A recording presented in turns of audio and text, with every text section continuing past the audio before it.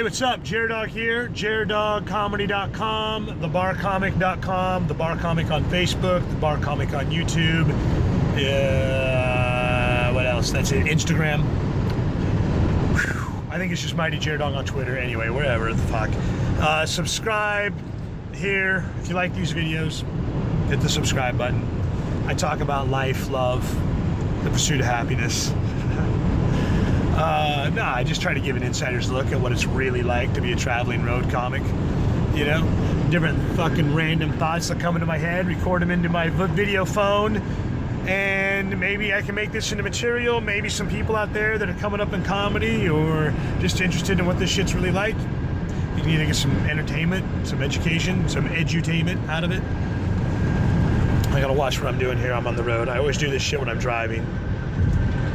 It's also another good way for me to kill time while I'm driving between gigs, because I tend to get tired, I tend to get really bored, my mind wanders, so I figure that's a really good time to put down some thoughts, record that shit, broadcast it to the world, motherfuckers.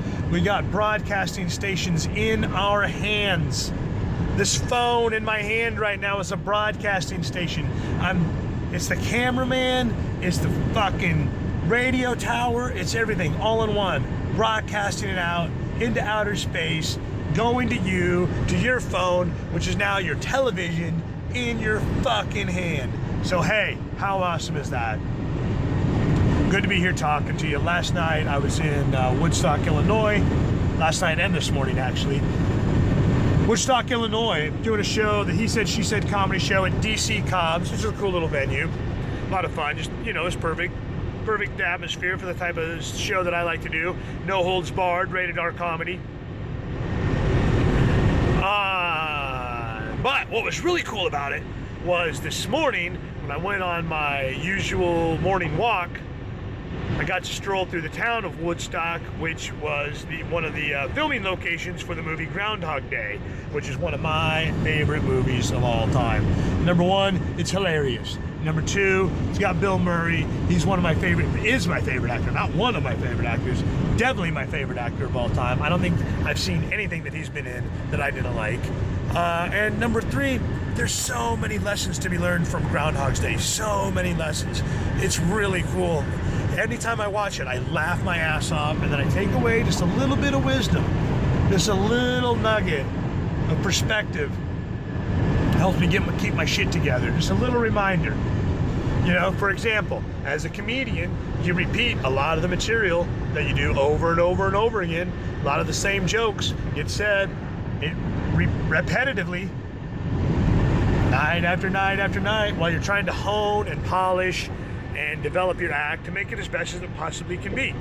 So what do? You just change a little bit here or there over the, course of time that you're developing the act. It becomes really fucking kick-ass, just like Bill Murray does in Groundhog Day, where he starts off realizing that he repeats the same day over and over again, and no matter what he does, it's going to happen. So he can rob the bank, he can drive the car off of the cliff, he can electrocute himself with the toaster, he can do whatever he wants, and the next day there won't be any consequences. He's just going to wake up, it'll be the same fucking day repeated. What does he wind up doing? He uses the power for good, he uses the power for bad, he saves little boys falling from trees, he helps a homeless guy, feeding him soup, trying to save his life. The old dude was just gonna fucking die. It was just his time. He uses his power for bad, for manipulative purposes. He tries to hook up with the girl, he does it all wrong. He just tries to get information and trick her into being able to fuck her. It doesn't really work out for him. He gets slapped over and over and over and over again until finally he learns his lesson. You just got to make the little tiny tweaks that are within your power every single day, constantly making forward progress, getting better at what you do and who you are, until eventually you just become a kick-ass dude that everybody loves. That's what happens. He just becomes a kick-ass dude by the end of the movie, and everybody in town fucking loves him. He gets the girl. So in comedy, a lot of times, we're repeating material over and over and over again. And the art form comes in where you have to make that material that you repeated over and over and over again sound like it's the first time you've said it, or like it's just then coming off the top of your head. I do a lot of improvisation in my shows, and part of the reason for that is that way when I get to the tried and true scripted material, that comes out just sounding fresher because I've already been doing a lot of improv to begin with. So I kind of already get into that improv style of delivery, so to speak. I guess is the best way to explain it. But I wind up doing material that I've said a zillion other times. But I always try to make it a point to change just a little something about it in one way or another. Just a little something about every single show. Give it that 1% tweak. Give it that 10% tweak. Take it into weird directions and find out, you know, how far can this go? How far can this bit go? What more can I add to it? How else can I improve it? Just a little bit at a time. So that way it adds up to an aggregate of being a kick-ass fucking comedy routine. Watching Groundhog Day reminds me of that kind of stuff. It's hilarious, it's fun to watch, and just the repetition of daily life in general, where it's like, God damn it, the same. I'm getting up at 6:20 a.m., same stupid fucking DJs are playing. No, it's not the exact point in I Got You, Babe. But it's the same stupid fucking guys on morning radio spouting out the same stupid bullshit they normally do. The same fucking stupid crap on CNN and Fox News. The same fucking stupid shit on Facebook over and over and over again, repetitively. You gotta get your kids off to school. Let me guess, they're gonna bitch about what I make them for fucking lunch or breakfast or whatever it is. Let me guess, my 5-year-old is gonna give me some hard time about what he has set out for clothes to fucking wear that day. It's always going to be a problem. I can predict this shit almost as well as Bill Murray can predict how the goddamn security guards are going to go in the armored truck when they're delivering the bank money. He knew exactly what they're going to do, and he was able to use that information to rob the fucking bank, to rob the armored truck. Most people go through their lives the same fucking pattern shit every day. You know what's going to happen. So you can use that information for good or for bad. Use it for good. I pretty much know that every show, some stupid drunk asshole is going to say some stupid drunk bullshit, and I'm going to have to deal with it. I already know it going in. So why? And it'll make me mad when it happens. I don't get that bent out of shape. Sometimes, if they won't shut the fuck up, I'll get a little bent out of shape. But usually my emotions really aren't running. I just sort of act like I'm bent out of shape just to kind of get the message across that they need to shut the fuck up. I lose my cool, but I've said this in other videos. I only do so as a calculated move. But again, it's a strategy. Going in, knowing pretty much every show is the fucking same as it was before.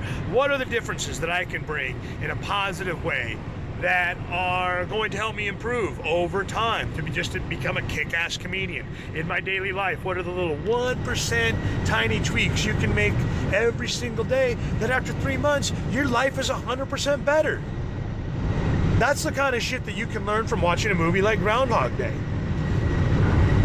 Just make today about today and being the best you possibly can be. Just kick ass right here, right now, in this moment. But what I know, I'm just an asshole. I'm just a struggling road comic, stoner, drunk, blowhard bullshit artist talking into a cell phone right now. If you like these kind of ramblings, hit the fucking subscribe button. If not, I don't know what to tell you, man. I'm just putting my shit out there. Hopefully you can benefit from it. Maybe not. Who knows? Who cares? I just like to share my thoughts with the world while I'm driving down I-55 on my way to Jacksonville, Illinois. For another night of the He Said, She Said comedy show. We're sold out tonight at the Triangle Bar and Grill. It's another cool little place. You know, I'm always looking forward to going to these little gems that I find out and about throughout the country. These little hole-in-the-wall bars that they're actually pretty cool places. They're not all dive shitholes. This is a really nice, cool little place that's ran by 2 lesbian rednecks. So it makes it pretty interesting, the kind of crowd that shows up for that sort of thing. Jer-dog is out of here. Check me out on thebarcomic.com, Facebook The Bar Comic, YouTube The Bar Comic, Instagram The Bar Comic. Whew. He said, she said comedy.com. Whatever. I'll see you later. Peace out. Bye.